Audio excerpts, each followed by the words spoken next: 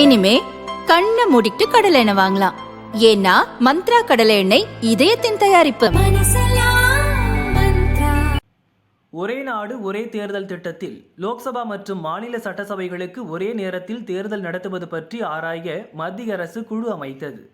முன்னாள் ஜனாதிபதி ராம்நாத் கோவிந்த் தலைமையிலான அந்த குழுவில் அமித்ஷா, ராஜ்யசபா முன்னாள் எதிர்க்கட்சித் தலைவர் குலாம் நபி ஆசாத், 15வது நிதி கமிஷன் முன்னாள் தலைவர் NK சிங், மூத்த வக்கீல் ஹரீஷ் சால்வே உள்ளிட்டோர் இடம்பெற்றுள்ளனர்.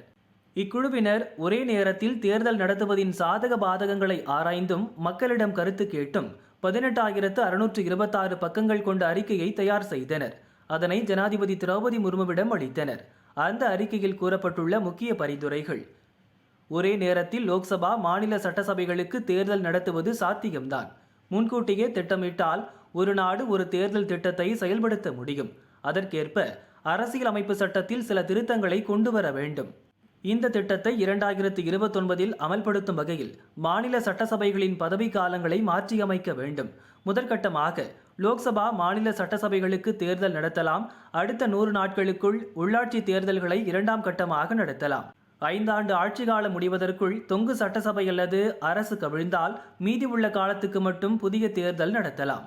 ஒரே நேரத்தில் தேர்தல் நடத்தும் போது தேர்தல் நடைமுறைகள் மற்றும் நிர்வாக முறைகள் மாறும். அதற்கேற்ப இந்திய தேர்தல் ஆணையம் மாநில தேர்தல் அதிகாரிகளுடன் சேர்ந்து ஒரு பொதுவான வாக்காளர் பட்டியல், அடையாள அட்டைகள் தயாரிக்க வேண்டும். ஒரு நாடு ஒரு தேர்தல் வெளிப்படைத்தன்மையை உருவாக்கும், வாக்காளர்களின் நம்பிக்கையை வளர்க்கும் என்பன போன்ற பல பரிந்துரைகள் ஜனாதிபதியிடம் அளிக்கப்பட்டுள்ள அறிக்கையில் தெரிவிக்கப்பட்டுள்ளன.